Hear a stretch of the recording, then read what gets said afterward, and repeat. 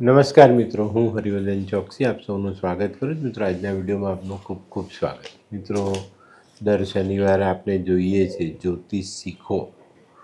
તો અત્યારે આપણે કન્યા લગ્નમાં સૂર્ય કયા ખાનામાં કેવું ફળ આપે એની જાણકારી મેળવીએ. આપણે સિંહ રાશિ સુધી જાણ્યું, હવે આજે કન્યા રાશિમાં સૂર્ય કેવું ફળ આપે એ જાણીએ. કન્યા લગ્નમાં પહેલા સ્થાનમાં સ્થિત સૂર્ય પોતાના મિત્રની રાશિમાં આવે. વ્યયસના દોષને લીધે જાતક નાજુક બાંધાનો હોય, એનું શરીર નાજુક હોય છતાં થોડો આકર્ષક હોય. આવો વ્યક્તિ નાજુક પણ આકર્ષક હોય, અને આવા વ્યક્તિઓ છે ને ખર્ચાળો એટલે ઠાટમાટથી રહેવાવાળા હોય.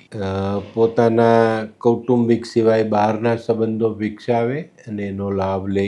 સૂર્યની 7મી મિત્ર દ્રષ્ટિ જ્યાં સ્થાન પર પડે, આથી જાતક વ્યવસાયમાં સફળતા મેળવે, પણ વ્યયસના દોષને કારણે થોડી ઘણી તકલીફ ભોગવવી પડે. પત્ની સાથે, જીવનસાથી સાથે કલહનો યોગ બને, પણ નાની મોટી અડચણો સિવાય બાકીનું લગ્ન જીવન સારું. કન્યા લગ્નમાં બીજા સ્થાનમાં સ્થિત સૂર્ય, બીજા સ્થાનનો સૂર્ય શત્રુ શુક્રની રાશિમાં આવે. તે ઉપરાંત વ્યયસનો દોષ બને એટલે નુકસાનના યોગ બને, દ્રવ્યની હાનિ થાય, આવક કરતાં ખર્ચ વધે, અને આને કારણે આવો વ્યક્તિ બહારથી પૈસા શોધે, અને પૈસા શોધવામાં આવો વ્યક્તિ અસફળ રહે. આને કારણે આવો જાતક છે ને હંમેશા તકલીફમાં જોવામાં મળે. કુટુંબની દ્રષ્ટિએ પણ જોઈએ તો એને અસંતોષ મળે, દુઃખ મળે.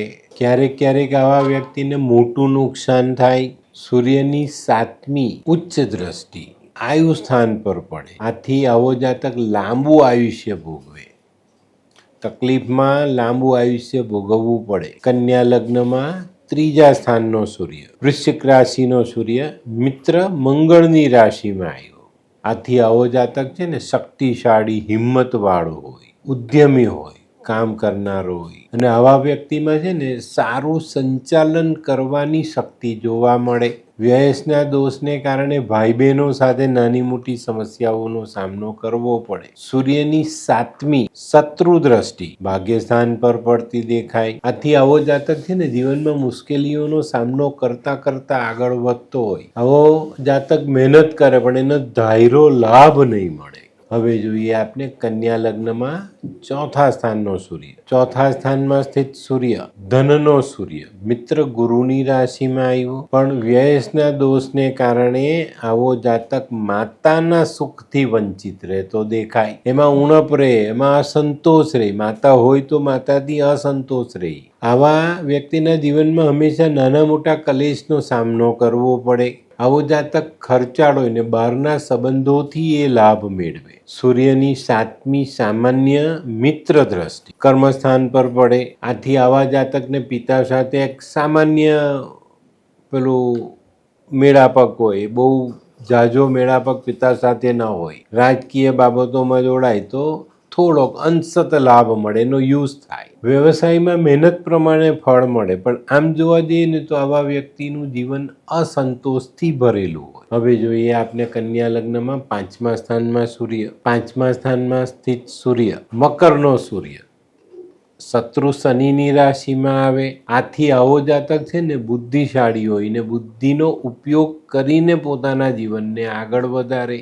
બહારના સંબંધોનો ચતુરાઈ ભર્યો લાભ લે, હોશિયારી વાપરીને એનો લાભ મેળવે. વ્યયસના દોષને કારણે સંતાન ક્ષેત્રમાં હાનિનો સંભવ વધી જાય. આવો માણસ છે ને ધારેલો વિદ્યાભ્યાસ ક્યારેય પણ નહીં કરી શકે. સૂર્યની 7મી મિત્ર દ્રષ્ટિ લાભ સ્થાન પર પડે, આથી આવો જાતક વધારાના આવકના સાધન ઊભા કરીને આવક મેળવી શકે. અને આવો માણસ છે ને કરકસરીયો હોય, એટલે પૈસા પણ ભેગા કરી જાણે. તો હવે જોઈએ આપણે કન્યા લગ્નમાં 6ઠા સ્થાનમાં સૂર્ય. 6ઠા સ્થાનમાં સૂર્ય કુંભનો સૂર્ય શત્રુ શનિની રાશિમાં આવ્યા. વ્યયસના દોષને કારણે આવો વ્યક્તિ શત્રુથી પરેશાન થાય, દ્રવ્યની હાનિ થાય, ઘણી બધી તકલીફો સહન કરતા કરતા એનું જીવન આગળ ચાલતું હોય. પણ આવા માણસમાં છે ને એક જીદ હોય, એ પુષ્કળ મહેનત કરે ને પોતાની જીદથી એ આગળ વધે, ધન કમાય, પોઝિશન પ્રાપ્ત કરે.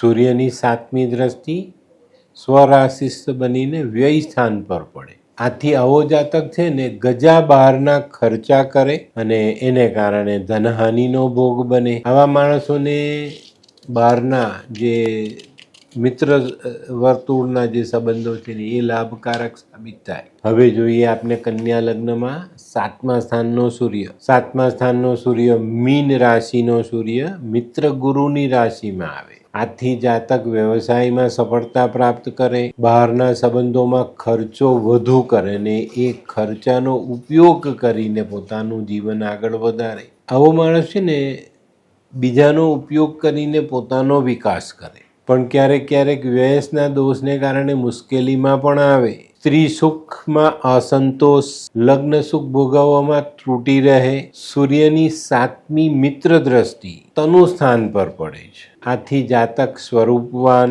નાજુક બાંધાનો પણ ક્રોધી હોય. પણ આવા વ્યક્તિનું વ્યક્તિત્વ પ્રભાવશાળી હોય, સ્વભાવે થોડો ચંચળ હોય. તો હવે જોઈએ આપણે કન્યા લગ્નમાં 8મા સ્થાનનો સૂર્ય. 8મા સ્થાનનો સૂર્ય મેષનો સૂર્ય મિત્ર મંગળની રાશિમાં ઉચ્ચનો બને. આથી આવો જાતક છે ને લાંબુ આયુષ્ય ભોગવી શકે. આવો વ્યક્તિ ખર્ચાળ સ્વભાવનો હોય, પૈસા એ અઢળક ખર્ચે, બહારના સંબંધોથી લાભ મેળવે, માન સન્માન મેળવે, પણ વ્યસના દોષને કારણે આવા વ્યક્તિનું જીવન દ્વિધામાં વીતે, સારું પણ અને ખરાબ પણ. ક્યારેક ક્યારેક સંતોષની બાબતમાં પણ એને દ્વિધા અનુભવવી પડે. સૂર્યની 7મી નીચ દ્રષ્ટિ ધનસ્થાન પર પડે.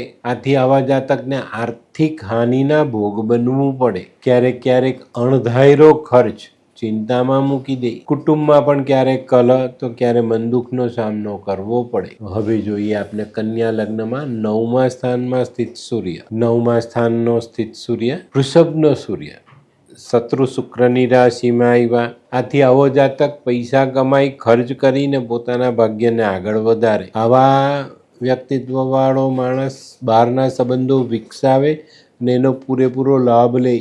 ઘણી વખત વ્યસના દોષને કારણે ભાગ્ય બનાવવામાં આપણે મુશ્કેલીનો અનુભવ થાય. આવો વ્યક્તિ છે ને ધર્મ પ્રત્યે અશ્રદ્ધા રાખતો હોય અને કારણે ક્યારેક ક્યારેક એને હાનિ પણ ભોગવવી પડે. સૂર્યની 7મી મિત્ર દ્રષ્ટિ સહજ સ્થાન પર પડે. આથી આવા જાતકને ભાઈ બહેનો સાથે કલહનો સામનો કરવો પડે. આવા માણસમાં છે ને તાકાત ઓછી હોય પણ ઉદ્યમી હોય, મહેનત કરવા વાળું વ્યક્તિત્વ હોય. અને આવો માણસ છે ને હિંમતથી ખર્ચા કરે એટલે એની ઉણપ, જેની ખામી હોય ને તે ઢંકાયેલી રહે. હવે જોઈએ આપણે કન્યા લગ્નમાં 10મા સ્થાનમાં સ્થિત સૂર્ય. 10મા સ્થાનનો સ્થિત સૂર્ય મિથુનનો સૂર્ય સામાન્ય મિત્રની રાશિમાં આવ્યો. આથી આવો જાતક છે ને વેપારમાં, વ્યવસાયમાં સારી સફળતા મેળવી શકે. આવો વ્યક્તિત્વ રાજકારણથી લાભ મેળવે, આદર મેળવે, લાભ મેળવે. વ્યસના દોષને કારણે પિતા પક્ષમાં ઉણપ દેખાય. આવા માણસને ઘણી વખત કદાચ કહીએ ને એ રીતના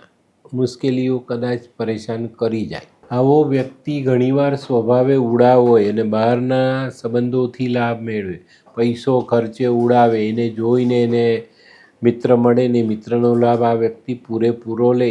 સૂર્યની 7મી દ્રષ્ટિ સહૃદ સ્થાન પર પડે. આથી આવો જાતક મિલકતનું સુખ ભોગવે પણ માતાના સુખમાં એને અસંતોષ લાગે. તો મિત્રો હવે જોઈએ આપણે કન્યા લગ્નમાં 11મા સ્થાનમાં સૂર્ય. 11મા સ્થાનનો સ્થિત સૂર્ય કર્કનો સૂર્ય મિત્ર ચંદ્રની રાશિમાં આવ્યો. આથી આવો જાતક ખર્ચાળ સ્વભાવનો હોય પણ આવા માણસ પાસે આવકના સાધનો વધારે હોય. બહારના સંબંધો દ્વારા એ પોતાનું ધારેલું પરિણામ લાવી શકે. સૂર્યની 7મી શત્રુ દ્રષ્ટિ સંતાન સ્થાન પર પડે. આથી આવા જાતકને સંતાનોથી મુશ્કેલી સર્જાય. આવો વ્યક્તિ બહુ ઝાઝો અભ્યાસ નથી કરી શકતો અને આવો જાતક ચંચળ સ્વભાવ અને અવિચારી પગલાંથી હંમેશા પરેશાન રહે. તો મિત્રો હવે જોઈએ આપણે આજે કન્યા લગ્નમાં 12મા સ્થાનમાં સૂર્ય. 12મા સ્થાનનો સ્થિત સૂર્ય સિંહનો સૂર્ય સ્વરાશિસ્થ બન્યો. આથી આવો જાતક ખર્ચાળ બને. સમાજમાં પોતે પૈસા ખર્ચીને એક પ્રતિષ્ઠા કાયમ કરે. કોર્ટ કચેરીના કેસ હોય એમાં એ હંમેશા વિજય મેળવતો હોય. બહારના સંબંધોથી લાભ પણ પ્રાપ્ત કરે ને વિદ્યા પણ પ્રાપ્ત કરે. સૂર્યની 7મી શત્રુ દ્રષ્ટિ શત્રુ સ્થાન પર પડે. આથી આવો જાતક પૈસા ખર્ચીને સામેના માણસ પર વિજય મેળવે, પૈસાથી વિજય મેળવે આવો વ્યક્તિ. ક્યારેક આવા વિજયમાં વધુ પડતું ધન પણ વપરાઈ જાય. પણ મિત્રો, આ વ્યક્તિત્વ સાહસિક સ્વભાવનો હોવાથી એને ઘણા બધા લાભ પ્રાપ્ત થાય. તો મિત્રો, આ રીતે દરેક અલગ અલગ લગ્નમાં અલગ અલગ સ્થાનનો સૂર્ય આપણા જીવનમાં કેટલું મહત્ત્વ રાખે છે, કયો ભાગ ભજવે છે, આપણને શું આપે છે, એની જાણકારી મેં તમને આપી. તો આ વિડીયો તમારી જ્યોતિષની જાણકારી વધારવા માટે પૂરતો છે.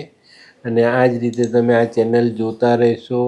અમારી ચેનલને સબસ્ક્રાઈબ કરો, લાઈક કરો અને આવા વિડીયો શેર કરો. જેને જ્યોતિષ શીખવું છે અથવા પોતાની કુંડળીમાં થોડું ઊંડાણમાં જવું છે, એવા વ્યક્તિઓ માટે આ વિડીયો લાભ કરતા સાબિત થાય અને ખૂબ સારું જ્ઞાન એમને મળી પણ રહે. કોઈક સામેના વ્યક્તિનું વ્યક્તિત્વ શું છે એની જાણકારી પણ આપણે આવા વિડીયોની જાણકારીથી મેળવી શકીએ. આપણે ઘણીવાર એમ લાગે કે આ વ્યક્તિ આ રીતનું કરે, એના કુંડળીના ગ્રહો કેવા હશે એની જાણકારી તમને આ વિડીયોથી પૂરેપૂરી મળતી રહે છે. તો મિત્રો, આજનો વિડીયો ગમ્યો તો લાઈક કરો, શેર કરો, યુટ્યુબ જોનારા શેર કરે અને સબસ્ક્રાઈબ કરે. હું હરિવર્ધન ચોકસી આપ સૌની રજા લઉં. ફરી મળીએ નવા વિડીયોમાં નવી જાણકારી સાથે. તો ચાલો બદલીએ જિંદગી. નમસ્તે.